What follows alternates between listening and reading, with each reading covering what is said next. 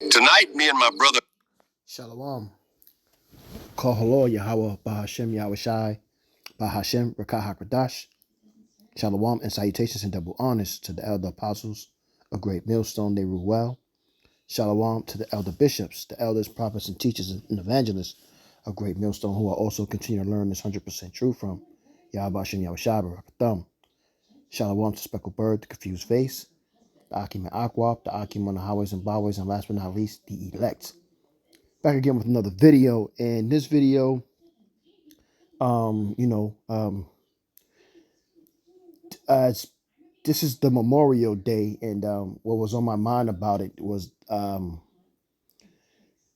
how they want us to always remember their ways and the things that happened to them, but they don't want us to remember about who we are and where we come from and who we and what and who the Most High is to us. They don't want us to remember His name. They don't want us to remember our language. They don't want us to. They don't want us to remember our history. So it brought me to this video that because I never knew. So it's about understanding and knowing about the word barbershop. And I'm gonna let it play, and then I'm gonna get some scriptures. So check it out. We're going to tell you how the term barbershop was created. Family, just know it isn't pretty. Yeah, you're going to love Mr. and Mrs. Barbarelli. He's going to help you with that nappy head. So he just cuts and ties it up right there? Yeah, he's a smooth magician with hair. Man, Barber, you know you're going to be famous, right? All the brothers are going to find out about you. In fact, everyone did find out. Not just the brothers and sisters, but even the masters. When they found out, well, it wasn't The Edomites, Esau. pretty, folks. We didn't know, but they could tell Weeze was clean, y'all see, and they immediately blamed Mr. Barbarelli. It was bad, Sam, real bad. Well, Barb, y'all gone done it this time. I can't have you cleaning up my monkeys like that. You know it, I'd be a laughing stock. I'm so sorry, Master. Please forgive, sir.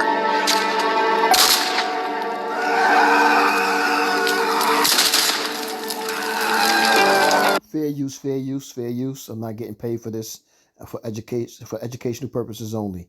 1976 Act. The barn burned down that night, and so did Mr. Barbarelli. Nobody found his body, Sam. And that's where it began. We never forgot Mr. Barbarelli, so we started calling it the barber shop. The white ones take away everything. See?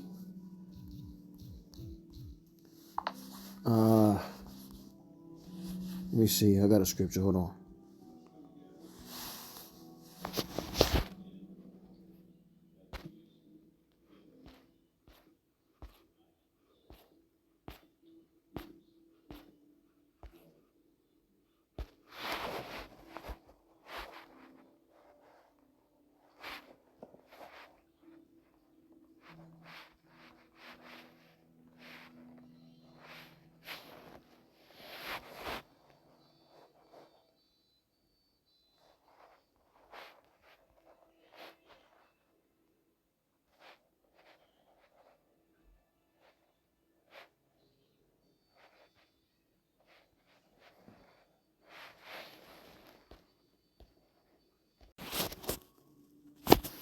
This is Psalms 49 and 11, and it reads, "Their inward part thought is that their houses shall continue forever, and their dwelling places to all generations. They call their lands after their own names." So this is how bywords started in a sense, because what happens is Job 9 and 24 tells us that Yahweh Bashem Yahweh Shai gave the world to Esau to rule for a time, and that time is coming to an end. But Esau ruled and he conquered lands, and the lands he's conquered, he have named them after his name, and he have also named all the people with biblical names in the scriptures. He has given them other names to throw them off, to throw the world off on who they really are, so they don't know their biblical history. Well, most nations don't. You know, there's 18 nations, and Israel is one of them. But so, you know, most of these nations don't know who they are because Esau has conquered them, and he has given them new names. He has given them worldly names instead of biblical names. Let's see.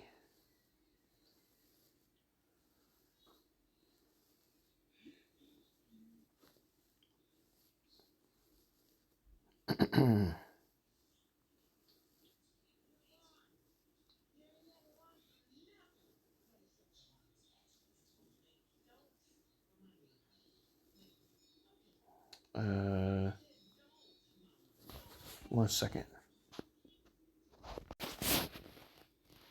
This is Deuteronomy 28 and 37, and it reads in the NLT: You will become an object of horror, ridicule, and mockery among all the nations to which Yahweh sends you.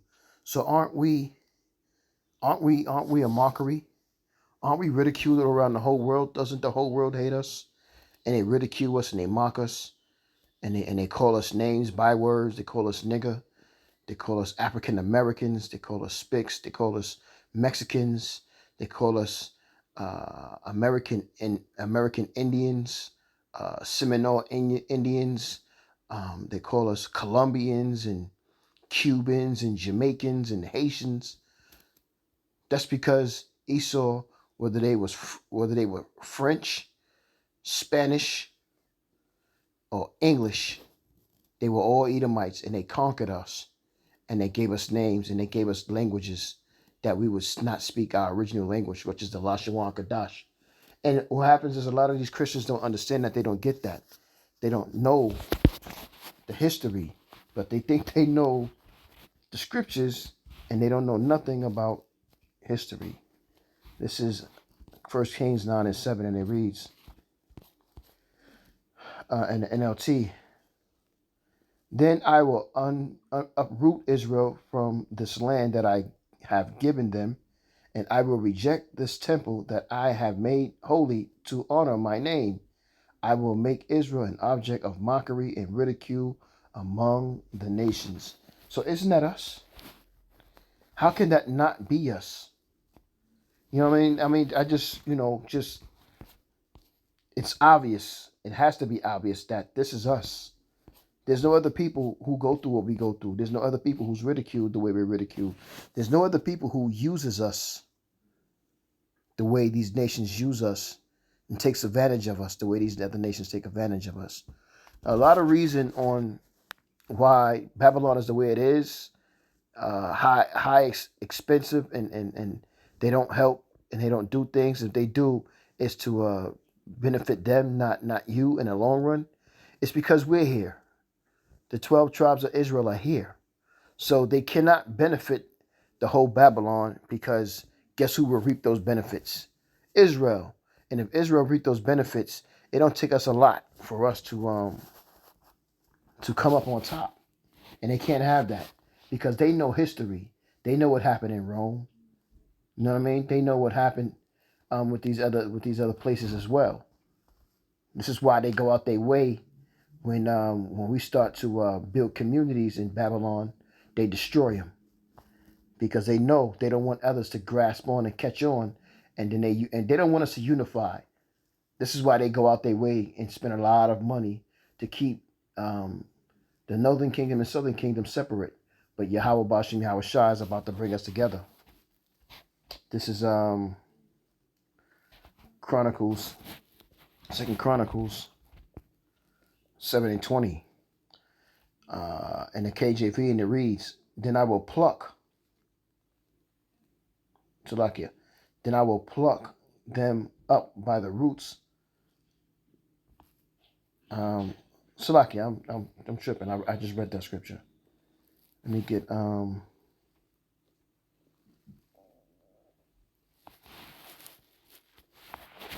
matter of fact, I got a scripture I want to get. Hold on.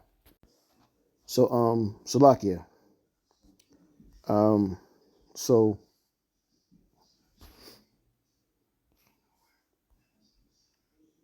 let me get Isaiah. Matter of fact, Salakia, let me get Ezekiel. Ezekiel 37. Start at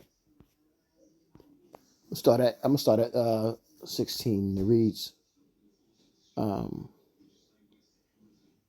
in the NLT: Son of man, take a piece of wood and carve on it these words. This represents Judah and its allied tribes, which is Benjamin and Levi. Then take another piece to carve these words on it. This represents Ephraim and the northern tribes of Israel, which is the northern kingdom, which is Manasseh and Naphtali and Asher and Issachar and Gad and Reuben. You know what I mean? I'm pretty sure forgot somebody, but these represent the northern tribes of Israel. And Esau, this is what he has done. He has created a way uh, through through um through the blessings that Yahweh has given him to conquer lands and take over places, and then give people uh, names that they've made up instead of the biblical names to keep you confused. Everything that Yahweh has created, they went against it, and they've made it seem like they are the people of Yahweh because they're great at lies. Like they're strategic. They play chess with lies. They make a lie and then they lie about the lie, and then they cover up the lie with the lie that they made about a lie. Yeah, I hope that didn't confuse you. Verse 17. Now hold them together in your hand as if they were one piece of wood. When your people ask you what your actions mean, this is when we're out in the highways and byways, and they're asking us, oh, I see my name, because with Yahweh Shai has given us the understanding through his elder apostles on down a great millstone to and it started before started with the I think elder priest elder Ariah, who with the vision was given to, and people try to debunk that. You know what I mean? We got these devils like Vocab Hyman Malone, who he's trying to debunk everything that the Hebrew Israelites are about and the understanding, because he doesn't have it, and he because he studies and he learns from the elder apostles on down the great millstone, he realizes that he's getting ready to go into slavery, so he's trying to do his best that he can to debunk it, but it's overwhelming him. He's losing sleep and he's eating more. Yeah. Um. And when the and yeah, so I'll read verse 19 in the KJV. Say unto them, because people are asking us when they see the signs. So what does the sign mean? I see my people on here, and it's connected to a biblical name next to it. What does that mean? And we say unto them, Thus saith Yahweh thy power, behold, I will take the stick of Joseph, which is in the hand of Ephraim, and the tribes of Israel, his fellows, and will put them with him, even the stick of Judah, and make them one stick, and they shall be one in mine hand. And the sticks whereon thou writest shall be in thy hand before their eyes. That's the signs that you see. And say unto them, Thus say Yahweh thy power, behold, I will take the children of Israel from among the heathen, whether they be gone, and will gather them on every side and bring them into their own land. This is going to be, and the time is coming soon, because Yahweh Shai is coming, and he's going to come to save us, man. He's going to come and get us out of here. And they don't, and they're trying to debunk it. So what they try to do is keep you in sin. That way, they would hope that Yahweh Shai is not coming back, but he's coming. And there's nothing you devils can do about it. Isaiah 65:15, in the NLT, your name will be cursed. Israel, the name of Israel is cursed. Go back to Psalms 83:2. Your name will be cursed. Shlaki, your name will be a curse word among my people, for sovereign Lord. The sovereign Lord will destroy you and will call his true servants by another name. So his true servants are what?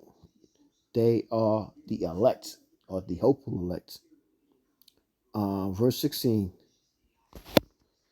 All who invoke a blessing or take an oath will do so by the Most High of truth, for I will put aside my anger and forget the evil of earlier days. So we're going to be forgiven. The elect is going to be forgiven. They're going to have they're going to have their sins washed away, and their names are going to be put in the book of life. You know what I'm saying? Because of them doing the right things and coming back to Yahweh Shem Yahweh Shai and teaching the scriptures the correct way. Psalms 44:14. Thou makest us a byword among the heathen, a shaking of head among the people. My confusion is continually before me, and the shame of my face have covered me. For the voice of him that reproached and blasphemeth by reason of the enemy and avenger. In the NLT it reads, we can't escape the constant humiliation. Exactly, because we're stuck. We have to wait for Yahweh Shai to take us. Shame is written across our faces because we have the faces of the Most High. We are the children of the Most High, and because of that, they know who to strike and they know who to go at because they hate us, and they're preparing right now to get ready to attack us. This is what they're getting ready to do to us. We have to get ourselves prepared. All we hear are the taunts of our mockers. All we see are our vengeful enemies.